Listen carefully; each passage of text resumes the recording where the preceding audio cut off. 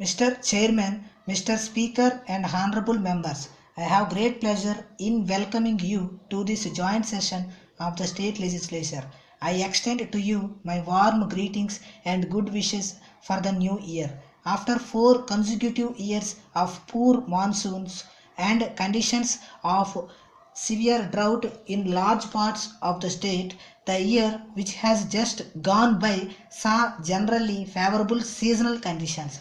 Though some anxiety was caused by prolonged dry spells, the major part of the state received average or above average rainfall. The spatial distribution was not, however, uniform.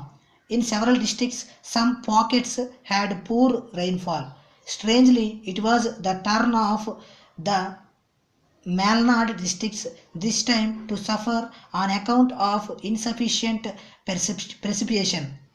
In spite of these limitations, the crop production in the state promises to be by and large satisfactory. Thanks to good late rains, the Rabi prospects are bright. My government has taken prompt action to provide assistance in the areas affected by inadequate rains. In the paddy growing belt of the Malnad, mini kits have been distributed free to the small and marginal farmers. In the dry areas, the tempo of employment generation programs is being maintained and arrangements have been made for fodder and drinking water. My government has fulfilled its promise of ushering in Panchayat Raj in its true sense, with democratically elected institutions at different levels enjoying vast powers and autonomy. We have just had the first ever elections to Jilla Parishads and Mandal Panchayats. Let me offer my congratulations to the nearly 2 crore voters of Karnataka for the peaceful conduct of the elections by and large. Their voting behavior in these and other recent elections show an encouraging growth of political maturity of the ordinary citizen. It holds out the hope that our democratic system now has a solid foundation. Karnataka's achievement in rural drinking water supply has been impressive. All the so-called problem villages identified prior to the sixth plan have been covered. We are now in the process of extending this concept to habitations. We are also laying increased emphasis on mini schemes and piped water supply schemes so as to minimize the problem of water scarcity even during years of acute drought.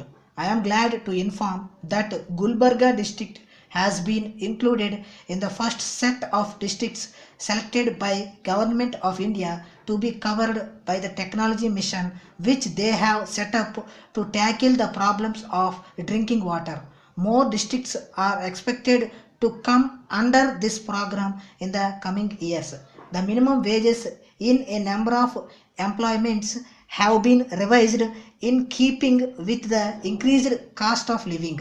These revisions have stood the test of judicial scrutiny and are being implemented. I am glad to say that on the whole, industrial relations have been good during the year. Credit must be given to the contribution made by the Labor Department through timely intervention and quick settlement of disputes. As announced at the time of the budget last year, a new procedure has been introduced this year of pooling the provisions in the different sectors for the special component plan, which is intended for the benefit of scheduled castes. This procedure has been merit only of enabling stricter monitoring of the expenditure under the special component plan but gives greater flexibility in operation.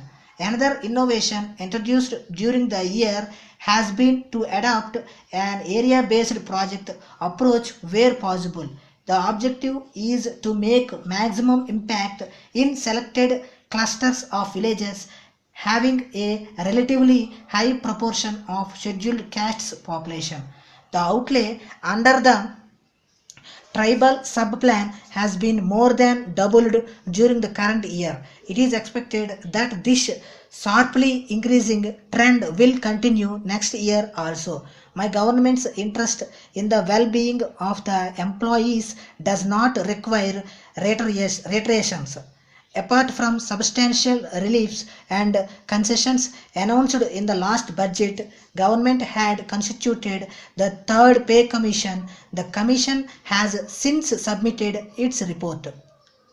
Government have generally accepted the main recommendations of the Commission and will implement them from the 1st of January this year.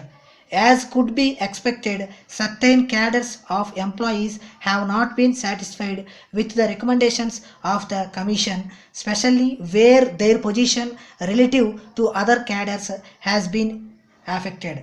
Government will constitute an official committee to look into these representations.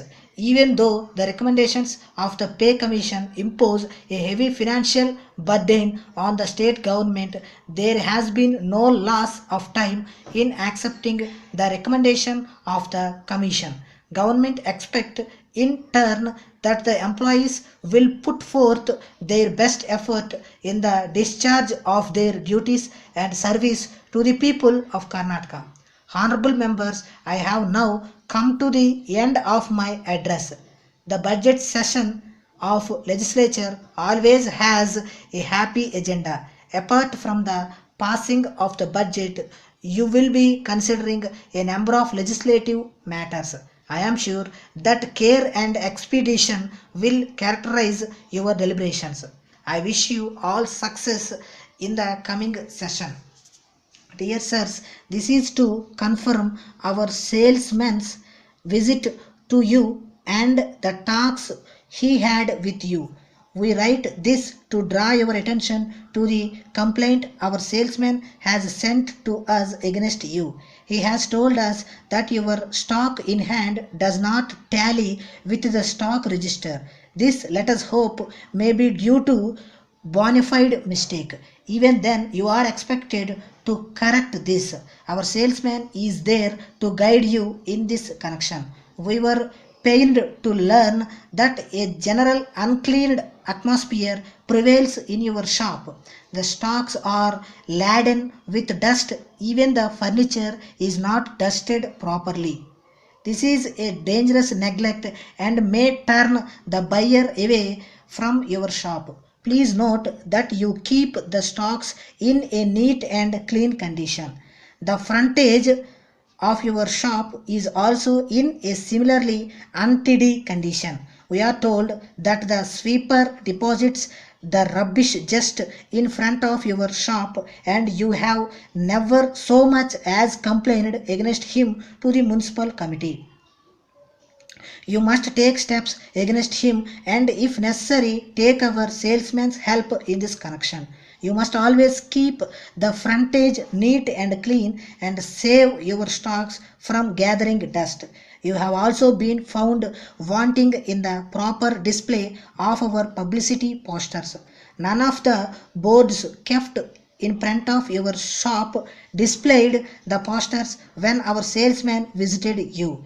The one board which displayed the colored posters was found lying upside down a distance away from your shop. As you know, this affects the reputation of our working in future. See to it that our publicity material is displayed in the most proper form. You have been found flouting the company's price structure and selling to the retailers direct, not at the dealer's price but at your price.